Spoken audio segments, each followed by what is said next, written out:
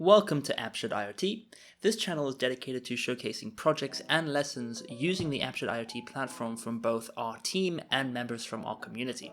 In this video, we're going to take a look at how to get your own AppShed IoT board ready and get started with some projects. But before we take a look at that, I do want to mention that we do have some partners who sell already set up AppShed IoT boards in their robotics kits. So if you have one of these kits, you can totally skip this video and jump right into the projects. Or if you want to pick one of these kits up, you can find a link to it in the video description.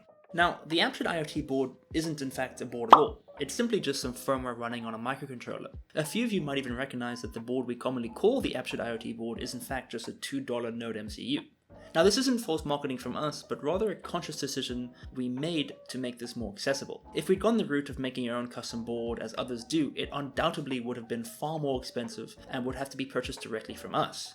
By using this widely available off-the-shelf board, anyone from around the world can get it locally and start building their own projects cheaply and easily. All you need to do is put our free firmware onto it.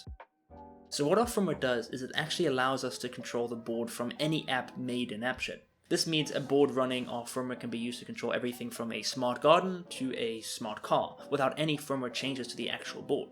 All you need to do is create a new app with a different set of instructions for the board. But we'll talk more about this in our future project videos. For now, let's just talk about how to set up the actual board.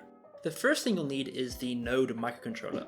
Now, the firmware will work on any other board. However, this is the board we do all of our internal testing on. So we highly recommend you use the board that we know works. If you're unsure of where to find this board, I'll put some links in the video description of different places to get it. Next, we're going to need some software to upload our firmware onto the blank board. There are a few options for this, however, we found that the Arduino IDE is the most user-friendly for uploading these kinds of sketches. Again, a download link to this can be found in the video description. Go ahead and install that on your computer. And finally, we'll need to download the AppShed IoT sketch, which again can be found in the video description. Once we've got all of that, we can begin. We need to start by launching the Arduino IDE, which we just installed. Now we're going to have to start off by installing some additional libraries to make it work with the Node. This does take a little bit of time, but ultimately it's pretty easy, and you only ever need to do it once. We start off by clicking Files, followed by Preferences. Here we should see a box with the name Additional Board Manager URLs, and we simply paste this link in here. Again, this link can be found in the video description. You might also want to enable line numbering while we're here. It'll definitely help later. Next, we need to click on Tools, followed by Board, and finally Board Manager. This is where we'll install our board. We can find it by searching for ESP8266, which is the name of the node. You'll see that one comes up by the ESP8266 community. Go ahead and click Install on this one. Now lastly, we need to install some libraries that are needed for the AppShed IoT sketch. Go ahead and click on Sketch, followed by Include Library, and then Manage Libraries, and finally search for AREST, and click Install on the one by Marco Schwartz. Once this is done, we're ready to upload our firmware. Go ahead and open the AppShed firmware we downloaded with the Arduino IDE. Now before we can upload it, there are some things we can change if you want to, but of course this is optional. On line 21 and 22, there are some variables we can change. The first variable is the SSID. This is the name of the Wi-Fi that the board will output.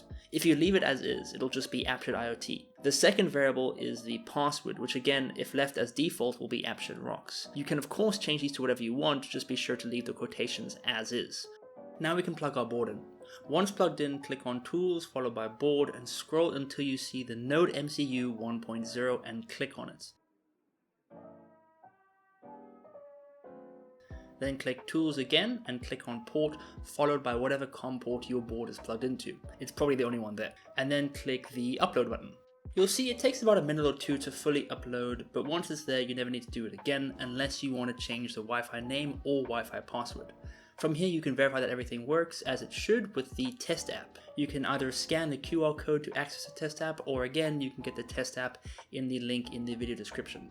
Open the app on your mobile device first and then connect to your board's Wi-Fi and click the test button. You should see that the internal lights on the board light up and then turn off. This means everything went the way it was supposed to and you're now ready to start building your own projects.